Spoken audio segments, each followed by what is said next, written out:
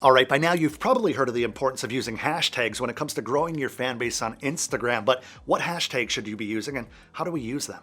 When it comes to hashtags on Instagram, it's important to keep in mind that hashtags are essentially keywords that can be searched on the platform. Now, I'm going to show you how to do this the right way. Outreach and inbound. The two categories that I give hashtags when it comes to Instagram. Outreach hashtags are what you'll be using when consuming, and inbound hashtags are what we'll be using when creating, but let me explain. Outreach hashtags should align with what users will discover when they come back to your content or account, and I'll deep dive into that in a second. Now, inbound hashtags are going to align with your target audience or the context of what you typically post. So for example, if you're a hip hop artist, you'd want to use a hashtag such as indie hip hop or even hypebeast rather than something generic like hashtag rap. Outreach is when you search through these hashtags, look at recent posts, not top posts, and engage with the content that you genuinely enjoy. You do this by liking a post and then leaving a comment that's genuine, and it'll clearly show that you're not a bot or the type of person that just copies and pastes generic comments. Don't be that person. Also, don't pitch your music when it comes to doing this. Now, inbound brings new attention into your account and content. Inbound by rapidly increasing discoverability, which drives new views and interactions. This, in turn, will push new reach and increase percentages of the current followers who are actually seeing your posts and are populating on their feed. The number of followers that you have doesn't really matter if Instagram isn't showing them your stuff. So interaction drives discoverability and reach, which is what we want. Practice outreach by doing my 5x5 method to start, and here's how. Search for 5 hashtags in the search bar of Instagram, whether you're on a phone or on the desktop. Personally, the majority of outreach that I do is on desktop because I find it to be much faster. Now, one hashtag at a time, scroll down and engage with 5 separate posts that you genuinely enjoy from the recent posts content, not the top posts. If you can't find anything that you like, just search a different hashtag. Now, we want to do this on 5 hashtags, like I mentioned a minute ago, and all you'll be doing is then liking and then commenting on a total of 25 posts to complete the 5x5. And yes, you'll be liking the posts that you comment on.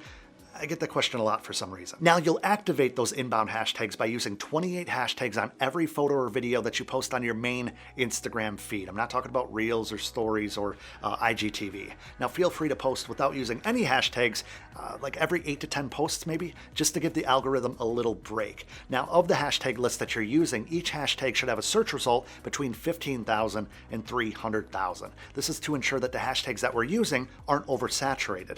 I suggest creating 3 to 4 lists of 28 hashtags for your inbound lists that you can then cycle through so your content isn't getting too worn out too quickly. If the posts have the same list over and over again, Instagram will see that as spam, and then the hashtags will become ineffective. Each list should also have its own hashtags, and make sure not to have any more overlap of maybe 4 or 5 different hashtags from list to list. Now, what exact hashtag should we be using? Well, since each of us has a different target audience from one genre to another, I'll show you how to create lists very quickly. Okay, so what we want to do is start with what I call pillar hashtags. They usually are the more popular hashtags that anybody can think of right away. Let's start with hashtag music producer, for example. All you have to do is search that particular pillar hashtag, then explore the top post search results for each. Now, by clicking those posts, you're going to be able to see all the hashtags that top user are using within their list, and then we can do a little easy research to see how those outlier hashtags rank, then determine which ones to include in our own lists. Think of pillar hashtags as the trunk of a tree, and then the lesser used hashtags as like the branches. Remember, outreach hashtags for when you're doing outreach via the 5x5 method, and inbound hashtags for content you're posting that will then bring new interest into your content. New interest equals new followers that, if we do our job correctly, can become actual fans. Now, I'll be breaking down how this all plays into my push-pull content strategy within my Magnetic Music Marketing series that I'm going to be going live with starting next week. But I hope this video gives you a whole new level of understanding on why hashtags are so important when it comes to building an audience on Instagram.